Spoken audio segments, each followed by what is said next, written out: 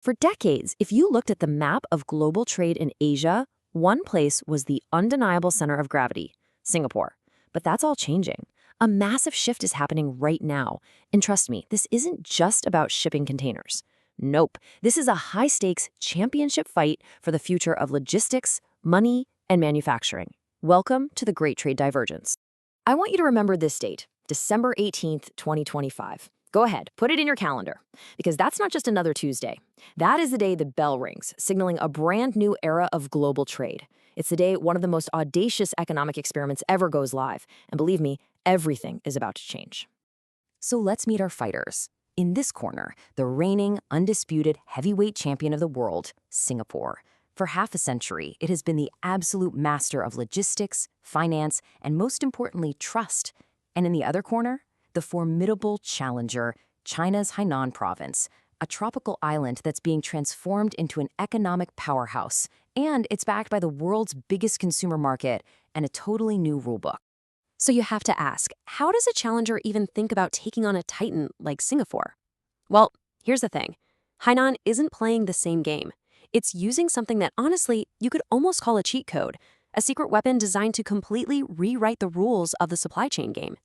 At the heart of this whole strategy is this one rule, the 30% value-added processing rule. I know it sounds a little technical, but stick with me because this is a beautifully simple and, frankly, a devastatingly effective loophole. If you make something in Hainan and at least 30% of its value is added there, you can ship it to the mainland Chinese market with zero, I repeat, zero import tariffs.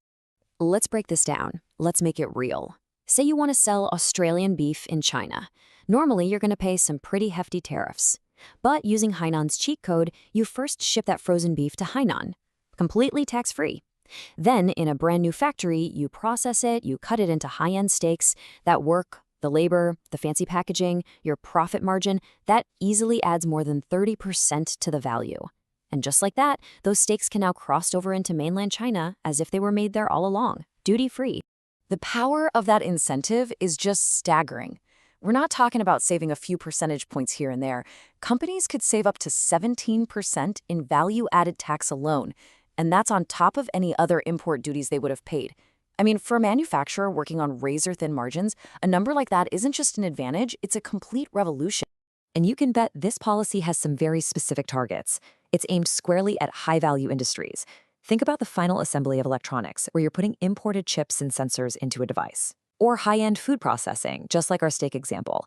You've also got biopharmaceuticals, new energy components, any industry where that final high-value step can be shifted to Hainan to unlock that incredible tax break. But hold on, this fight is far from over. A challenger with a powerful punch is one thing, but can Hainan's raw economic power and clever rules really be enough to knock out a champion as experienced and respected as Singapore? Let's head over to the champion's corner and see what the defense looks like. And this right here gets to the very heart of Singapore's defense. Its biggest advantage isn't its giant cranes or its deep port. It's trust. For the multinational corporations that are moving trillions of dollars around the globe, trust in the system, the laws, the banks, the courts, that is the ultimate currency. And that is something Hainan simply cannot build overnight. Singapore's entire defense really rests on three unshakable pillars. First, its legal system. It's based on British common law, which is basically the native language of global business. Second, financial freedom. Money inflow in and out with no restrictions, which is absolutely critical if you're a global headquarters. And third, its whole ecosystem. From its hyper-efficient automated port to its army of world-class lawyers and bankers, it's a perfectly oiled machine built up over decades. Okay, so we've seen the challenger's strategy and we've seen the champion's defense. Now it's time for the tale of the tape. Let's put these two contenders head-to-head and see how they really stack up when you look at the hard numbers. So in terms of sheer volume, wow, it's not even close, yet. In 2024, Singapore handled over 41 million containers. That absolutely dwarfs Hainan. But the number to watch isn't the total, it's the growth rate. Hainan is climbing at an incredible pace, and it's aiming to peel off a huge slice of all future growth. This table really tells the story. Singapore's market is the entire planet. Hainan's is China. Singapore is the benchmark for efficiency, but it's expensive. Hainan is subsidized and cheap. Even in bunkering, that's the critical business of refueling these massive ships. Whereas Singapore is the undisputed number one, Hainan's tax-free fuel makes it a huge price disruptor. Each has a very clear, very distinct advantage. And this brings us to the real conflict, the fundamental difference. It's not just about ships and costs, it's a clash of systems.